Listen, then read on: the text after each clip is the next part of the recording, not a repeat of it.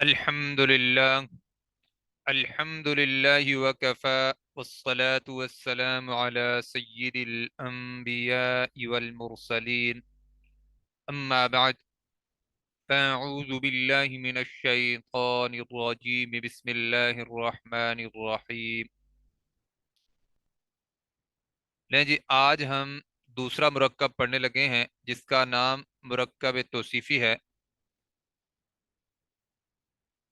دیکھیں، مرکب توصیفی کے اندر کم از کم دو اجزاء ہوتے ہیں، ایک اس میں موصوف ہوتا ہے، دوسری اس کی صفت ہوتی ہے۔ ایک اسم دوسرے اسم کی صفت بیان کرتا ہے، یعنی یہ جو بعد والا اسم ہے یہ پہلے والے اسم کی صفت بیان کرے گا۔ جس اسم کی صفت بیان کی جائے یعنی پہلے والے اسم کی، اسے موصوف کہتے ہیں۔ موصوف، جس کی صفت بیان کی جائے، ٹھیک ہے۔ جو اسم تعریف بیان کرے اسے صفت کہتے ہیں، یعنی تعریف کرنے والا یہ اسم ہوگا۔ اب آپ اردو میں جب ہم صفت بیان کرتے ہیں تو اس میں کیا ہوتا ہے؟ صفت پہلے آتی ہے اور جو موصوف ہوتا ہے وہ بعد میں آتا ہے، ٹھیک ہے۔ عربی میں کیا ہوتا ہے؟ موصوف پہلے آتا ہے اور اس کی صفت بعد میں آتی ہے۔ اب آپ دیکھیں، الولد یہ موصوف ہے، یہاں پہ اردو میں لڑکا اس کا ترجمہ بنتا ہے۔ تو اب آپ دیکھیں، الحسن، الولد الحسن، حسن دیکھیں صفت ہے کس کی؟ الولد کی۔ تو دیکھیں، عربی میں موصوف پہلے آیا ہے، صفت اس کی بعد میں آئی ہے، جبکہ اردو میں کیا ہے؟ صفت پہلے آئی ہے اور موصوف بعد میں آیا ہے۔ اب دیکھیں، یہ خوبصورت ایک اسم ہے جو کہ تعریف کر رہا ہے کس کی؟ لڑکے کی۔ لڑکے کا خوبصورت ہونا اس کی صفت ہے، ٹھیک ہے۔ خوبصورت صفت ہے کس کی؟ لڑکے کی، ٹھیک ہے۔ تو یہ چیز ہے یہاں پہ کہ صفت جب ہم اردو میں اس کا ترجمہ کرتے ہیں تو صفت کو پہلے رکھتے ہیں اور موصوف کو جس کی تعریف کی جائے اس کو بعد میں رکھتے ہیں، جبکہ عربی میں صفت پہلے، اپنا موصوف پہلے اور صفت اس کے بعد میں آتی ہے۔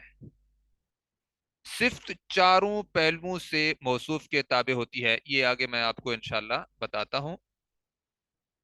یہاں پہ دیکھیں، پہلے موصوف ہے پھر اس کی صفت ہے۔ دیکھیں، یہ ایک پورا اسم ہے، مسلمون جمع کا اسم ہے، اور یہاں پہ کیا ہے؟ صالحون، یہ بھی جمع کا اسم ہے۔ اب آپ نے یہ دیکھنا ہے کہ مرکب توصیفی کے اندر کم از کم جو دو اجزاء ہوتے ہیں نا، دو اسماء ہوتے ہیں، تو وہ بالکل ایک جیسے ہوتے ہیں۔ چار پہلو ہر اسم کے ہوتے ہیں، تو وہ چاروں پہلو آپ پڑھ چکے ہیں، میں اب آپ کو بتاتا ہوں۔ چاروں پہلو جو ہے ان دونوں اسماء کے میچ ہونے چاہیے۔ تو دیکھیں، یہ رفع کی حالت میں ہے، اونا کی آواز ہوگی تو اسم رفع کی حالت میں ہوگا، فاعلی حالت میں ہوگا۔ رفع کی حالت میں ہوگا تو اسے مرفوع کہیں گے، ٹھیک ہے۔ اگر پہلا اسم مرفوع ہے تو دوسرا اسم بھی مرفوع ہوگا۔ دیکھیں، دونوں کی شکلیں ایک جیسی ہے، دونوں ایک آواز دے رہے ہیں، اونا کی، مسلمونا، صالحونا۔ اب پہلا پہلو آپ نے الحمدللہ پہلے سے پڑھا ہوا ہے، اور اب آپ دیکھیں دوسرا پہلو کیا ہے؟ مذکر، اگر گولتا آخر میں ہوتی، ٹھیک ہے، تو گولتا آپ کو میں نے بتایا تھا کسی بھی اسم کے آخر میں ہوگی تو وہ مؤنث کی علامت ہوگی۔ اب ہم نے پھر گولتا سے تثنیہ بھی بنایا تھا اور جمع بھی بنایا تھا۔ اگر مؤنث ہوتا تو مسلماتن ہوتا، ٹھیک ہے۔ مسلماتن واحد اسم ہوتا ہے نا، آخر میں گولتا ہوتی ہے، اس کو اگر تثنیہ بنائے تو مسلمتان بن جاتا ہے، اور اگر اس کو جمع بناتے ہیں تو مسلماتن بنتا ہے، ٹھیک ہے۔ تو اس کا مطلب آخر میں اگر آتن نہیں ہے تو پھر یہ مؤنث نہیں ہے، مذکر ہے، ٹھیک ہو گیا۔ تو دوسرا پہلو اب آپ کو پتہ چل گیا اس کا کہ یہ مذکر ہے، تو صالحون جو اس کی صفت ہے وہ بھی مذکر ہے۔ اسی طرح تیسرا پہلو کیا ہے؟ وہ ہے عدد کے اعتبار سے۔ عدد کے اعتبار سے اسم واحد ہے، جمع تثنیہ ہے یا جمع ہے؟ تو اب آپ کو وہ بھی پتہ چل گیا ہے، آپ نے واحد سے تثنیہ بنانے کا طریقہ بھی سیکھ لیا، پھر واحد سے جمع بنانے کا بھی طریقہ سیکھ لیا۔ اونا کی آواز اگر آ رہی ہو تو اسم جمع میں ہوتا ہے، یا اینا کی آواز آ رہی ہو تو بھی اسم جمع میں ہوتا ہے، ٹھیک ہو گیا۔ اب آپ دیکھیں یہ پہلا اسم جو موصوف ہے وہ بھی جمع ہے، اور جو دوسرا اسم ہے وہ بھی جمع ہے جو کہ صفت بن رہا ہے، ٹھیک ہے۔ چوتھا پہلو کیا ہے؟ دیکھیں اس کے شروع میں ال نہیں، اگر ال ہوتا تو معرفہ ہوتا، اگر ال نہیں تو پھر نکرہ ہوگا، تو یہ نکرہ ہے، ٹھیک ہو گیا۔ صالحون بھی نکرہ ہے۔ چاروں پہلو میچ ہو گئے۔ جب ہم ترجمہ کریں گے تو ترجمہ الٹ کر کے کریں گے، پہلے صالحون کا ترجمہ کریں گے اور بعد میں مسلمون کا ترجمہ کریں گے۔ دیکھیے، کچھ نیک، اگر یہ معرفہ ہوتا تو پھر ہم کچھ نہ لگاتے ساتھ، ایک کوئی کچھ ہم اس وقت لگاتے ہیں جب ایک اسم نکرہ ہوتا ہے، ٹھیک ہے۔ تو اب یہ کیونکہ معرفہ نہیں ہے تو نکرہ ہے، تو ایک کوئی یا کچھ لگائیں گے، تو کچھ ہم نے ساتھ لگایا، کچھ نیک، کیا؟ مسلمون کا مطلب مسلمان، ٹھیک ہو گیا۔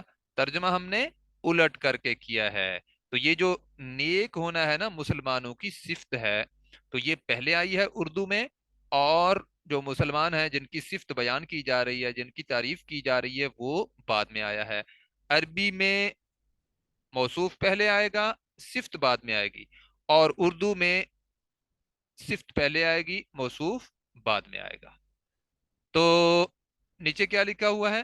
صفت چاروں پہلوؤں سے موصوف کے تابع ہوگی، ٹھیک ہو گیا جی۔ یہ ہمارا مرکب توصیفی تھا۔ اب آپ لوگوں نے 5 دن اس کی پریکٹس کرنی ہے، پورے یہ جو اس ہفتے کے 5 دن ہیں ٹوٹل آپ نے پریکٹس کرنی ہے۔ میں آپ کو اسماء بھیجتا رہوں گا، آپ نے پریکٹس کرنی ہے۔ آپ نے کرنا کیا ہے؟ آپ نے زبر زیر پیش نہیں لکھنی، لیکن یہ چاروں باتوں کو آپ نے ہر اسم کو پہلے میچ کرنا ہے، پھر آپ نے اس کا ترجمہ لکھنا ہے۔ دیکھیں، موصوف کی چاروں چیزیں جو ہے اور صفت کے ساتھ جو ہے میچ ہو رہی ہیں، ٹھیک ہو گیا۔ آج ہم یہیں پہ اختتام کرتے ہیں۔